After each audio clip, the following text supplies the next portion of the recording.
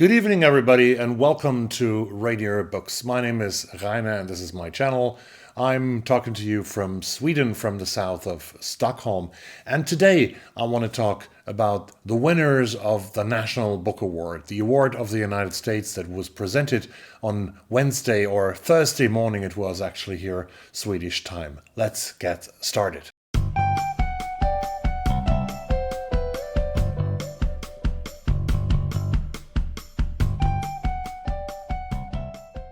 Well, I couldn't see the show live on Wednesday or Thursday morning because it was at, I think it was 8 p.m.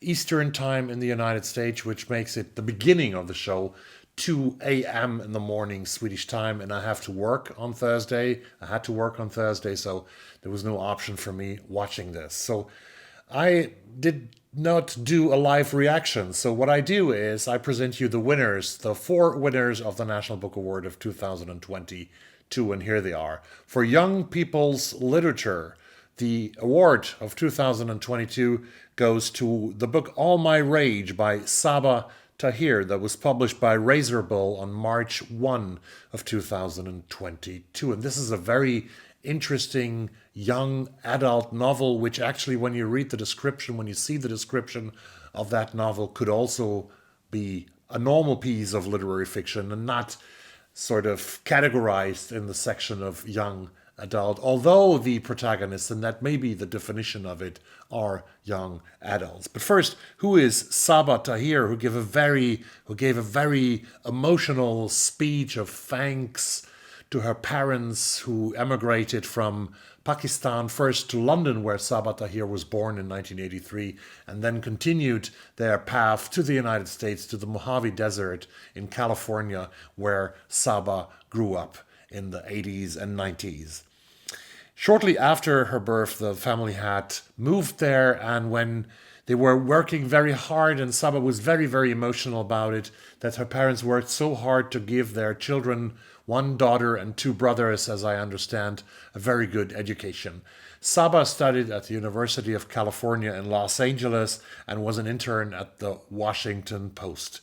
In 2015, but she's far from being a debut author or a new author or an unknown author. She is a best-selling author, which is quite unusual for giving awards to, I think. But her book is so good that the jury decided to give her the award. In 2015, she debuted with the best-selling novel An Ember in the Ashes, which became a series that took her to the #1 position of the New York Times bestseller list. The series was translated into not 3, not 4, not 5, but 30 foreign languages. Time magazine included An Ember in the Ashes among their list of the 100 best fantasy novels of all time.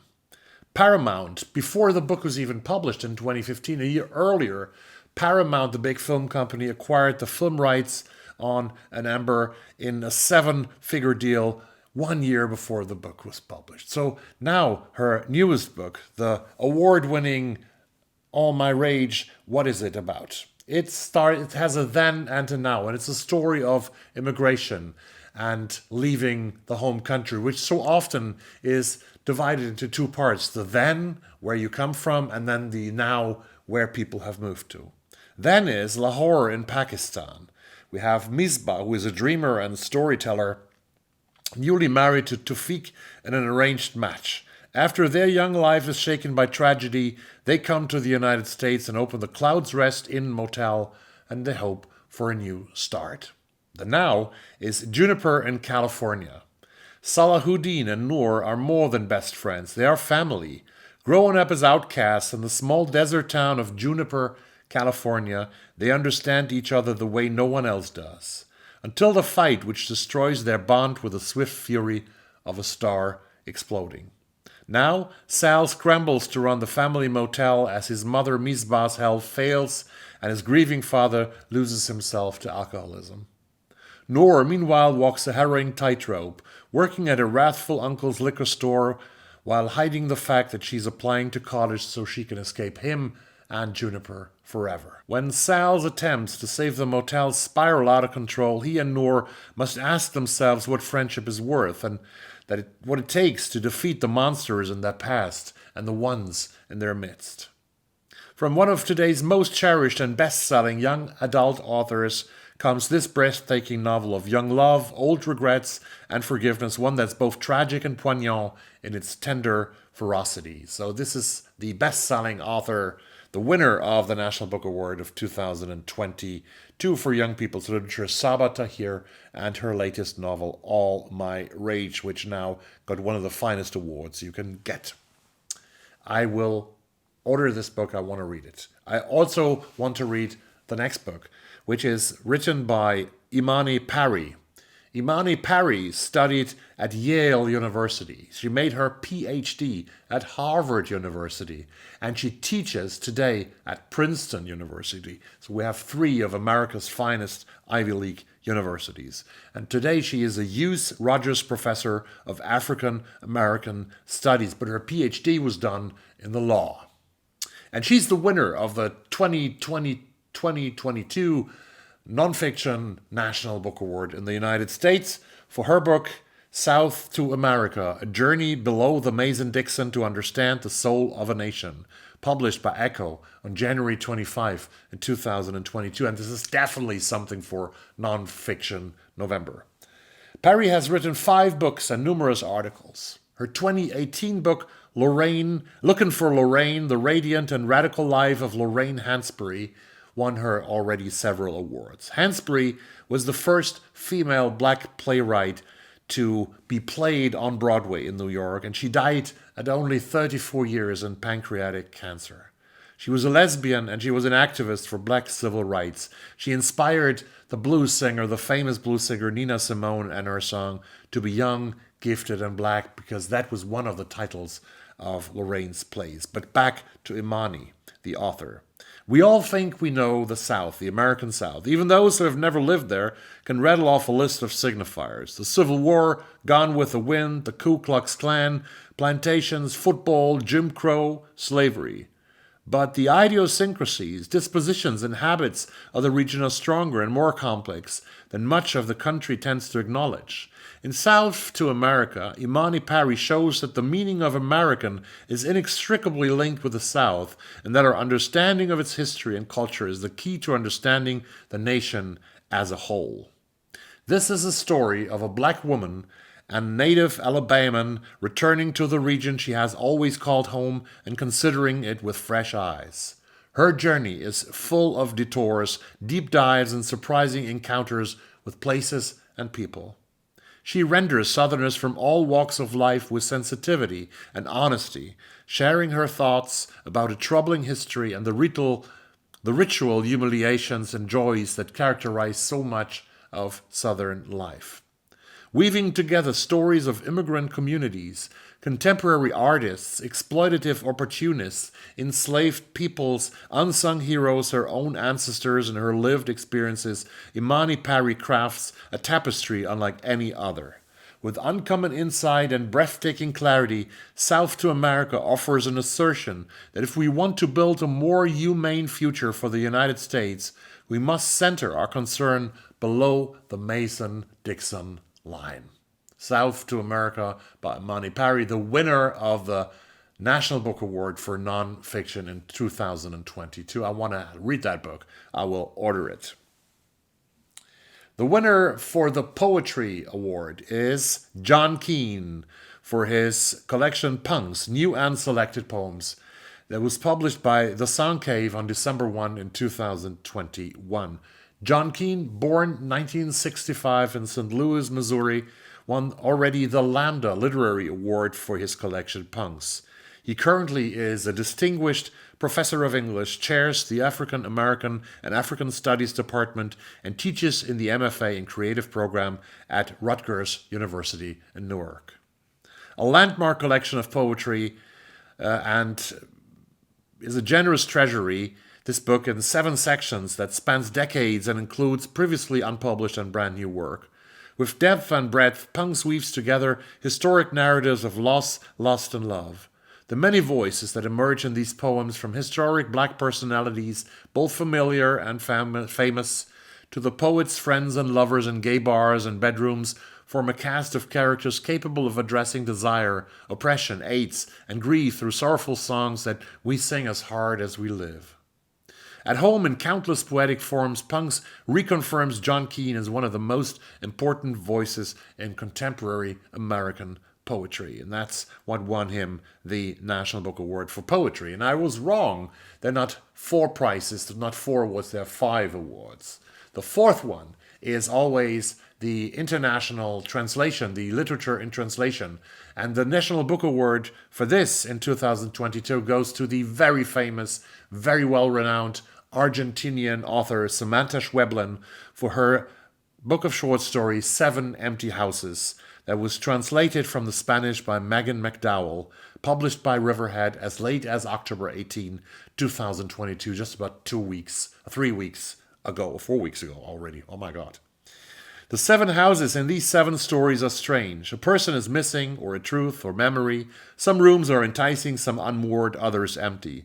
But in Samantha Schweblin's tense, visionary tale, something always creeps back inside. A ghost, a fight, trespassers, a list of things to do before you die, a child's first encounter with darkness, or the fallibility of parents. In each story, twists and turns will unnerve and surprise. Schweblin never takes the expected path and instead digs under the skin, revealing surreal truths about our sense of home, of belonging, and of the fragility of our connections with others. This is a masterwork from one of our most brilliant modern writers, Samantha Schweblin from Argentina, who lives for many years now in Berlin in Germany. And last but not least, the winner of the National Book Award for Fiction. I can tell you that I've read the winners of the National Book Award for Fiction of 2020. That was Interior Chinatown by Charles Yu. And I read the winner of the National Book Award in 2021, which was Hell of a Book by Jason Mott. And this year, the National Book Award goes to a story that a book that I haven't read yet. I have it here. I have it on my shelves. And I will read it very soon after one book that is more urgent than this one, because the one that's urgent now is a book called Lucy by the Sea by Elizabeth Strout. I got it from the library. I have to deliver it back in 2 weeks' time, so I have to read Elizabeth Strout quite quickly. But the winner of the National Book Award, it starts like this, and it's a very powerful beginning of a debut novel. 3 debut novels were on the short list, and 1 debut novel won. And I read you the first page of it. The first chapter is called The Opposite of Nothing.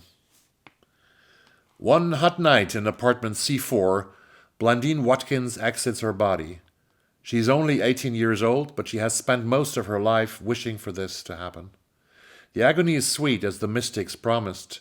It's like your soul is being stabbed with light. The mystics said, and they were right about that too.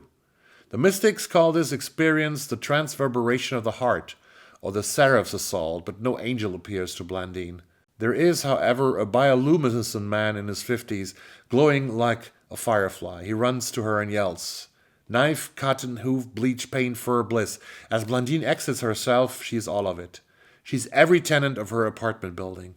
She's trash and Kirab, a rubber shoe on the seafloor, her father's orange jumpsuit, a brush raking through her mother's hair. The first and last Zorn automobile factory in Vacaville, Indiana. A nucleus inside the man who robbed her body when she was 14. A pair of red glasses on the face of her favorite librarian, a radish tucked from a bed of dirt. She is no one. She is Katie, the Portuguese water dog, who licked her face whenever the foster family banished them both in the snow because they were in the way. An algorithm for amplified content and a blue slushie from the gas station. The first pair of tap shoes on the feet of a child actress, and the man telling her to try harder. She's the smartphone that films her as she bleeds on the floorboards of her apartment, and she's the chipped nail polish on the teenager who assembled the 90th step of that phone on a green factory floor in Shenzhen, China. An American satellite, a bad word, the ring on the finger of her high school theater director. She's every cottontail rabbit grazing on the vegetation of her supposedly dying city. 10 minutes of pleasure, igniting between the people who made her, the final tablet of oxycodone on her mother's tongue, the gavel that will sentence the boys to prison for what they're doing to Blandine right now. There is no such thing as right now. She's not another young woman wounded on the floor, body slashed by man for its resources. No, she's paying attention. She is the last laugh. On that hot night in apartment C4, when Blandine Watkins exit her body, she's not everything. Not exactly. She's just the opposite of nothing. That's the beginning of the winner of the National Book Award of 2022, The Rabbit Hutch by Tess Gunty. And this novel is about four former foster care children who try to live a decent life in Vacaville, Indiana City, a town that doesn't exist, a fictitious town, but it's a very poor town, and their struggle with life and the struggle with the present. And it's a story, it's a novel about America. That's what it says here in the blurb. And Tess Gunty, she's a very interesting author. She is born and raised in South Bend, Indiana, holds an MFA in creative writing from New York University, where she was a Lillian Vernon Fellow. Her fiction has appeared earlier, or is forthcoming, in J-Land, the Iowa Review, Freeman's, and other publication, and she lives in Los Angeles, California. And The Rabbit Hutch is her debut novel. That is Tess Gunty. Congratulations to her. I'm going to read this very soon, in the next month, and I will tell you all about it in a single review. That's promised, that's sealed. These are the 5 winners of the National Book Award, and I want actually to read almost all of them. It will be difficult to get to the poetry, because poetry is very difficult to get here. But I will order at least, and I even want to give Samantha Schweblin another try.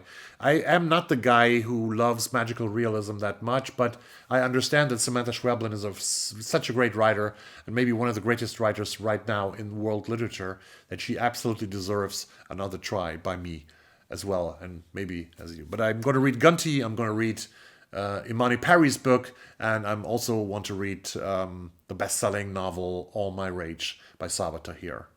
What are you reading? Have you already read the National Book Award winners? Tell me in the comments down below, and see me very soon again on this channel. Thank you very much, and good night.